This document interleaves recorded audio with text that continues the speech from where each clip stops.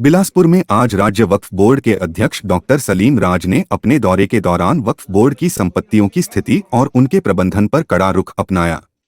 Doctor Salim राज ने कहा कि वक्फ बोर्ड की कई जमीनों पर अवैध कब्जे हो चुके हैं और उन पर कब्जा करने वाले न तो किराया दे रहे हैं और न ही नियमों का पालन कर रहे हैं। उन्होंने इस स्थिति को गंभीरता से लेते हुए कहा कि जो कार्य वक्फ संपत्तियों के प्रबंधन और उनके सही उपयोग के लिए होना चाहिए वह नहीं हो पा रहा है। डॉक्टर सलीम राज ने कहा कि यह कांग्रेस का शासनकाल नहीं है, बल्कि यह भाजपा का शासनकाल है, जहां अनुशासन और पारदर्शिता प्राथमिकता है। उन्होंने साफ तौर पर चेतावनी दी कि वक्फ बोर्ड में अब दादागिरी नहीं चलेगी। उन्होंने अवैध कब्जों को हटाने और वक्फ संपत्तियों का सही प्रबंधन सुनिश्चित करने के लिए सख्त कदम उठाने के निर्देश दिए। डॉक्टर सलीम राज ने यह भी कहा कि वक्फ बोर्ड की जमीनों का उपयोग समुदाय और समाज के कल्याण के लिए होना चाहिए।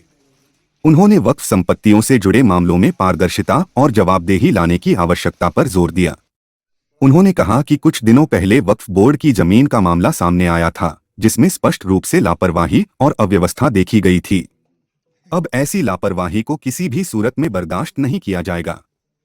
आज क्या है दौर में? क्योंकि छत्तीसगढ़ राज्य वक्फ बोर्ड की जो प्रॉपर्टी है और जो वक्फ प्रॉपर्टी में कब्जा है उसको जितना सामान्य किराया होना चाहिए किराया नहीं है, और जो मुस्लिम समाज के उत्थान के लिए कार्य होना चाहिए वो नहीं हो पा रहा है। और जो दादागिरी जो वक्फ बोर्ड की भी जो थी वक्फ बोर्ड की दादागिरी भी कम करना, क्योंकि एक समय आया था कि दुरुस्त की पूरी प्रॉपर्टी को वक्फ बोल दिया गया था।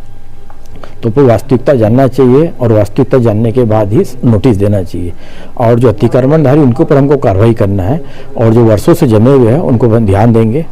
कितना असर हो रहा है वक्फ बोर्ड के आने के बाद से आपका? नहीं, वक्फ बोर्ड के लगातार असर, अब कोई मुगल शासन नहीं है, कोई कांग्रेस शासन नहीं है, भारतीय जनता पार्टी का शासन है। तो मुगल शासन की जो दादागिरी चली और कांग्रेस शासन में जो दादागिरी चली है, ये भारतीय जनता पार्टी के कार्यकाल में नहीं चलेंगी। जो नया वक्फ बोर्ड का जो कानून है उसकी क्या विशेषता है और कितने कब्जे हैं, कितने आप उसको प्रयास कर रहे हैं? ये जो नया कानून आ रहा है मुस्लिम समाज के उत्थान के लिए आ रहा है। जो लगातार मुसलमानों की हालत दलितों से भी खराब है उसके उत्थान के लिए, क्योंकि कानून माननीय मोदी जी ला रहा है तो कांग्रेस विरोध कर रही है।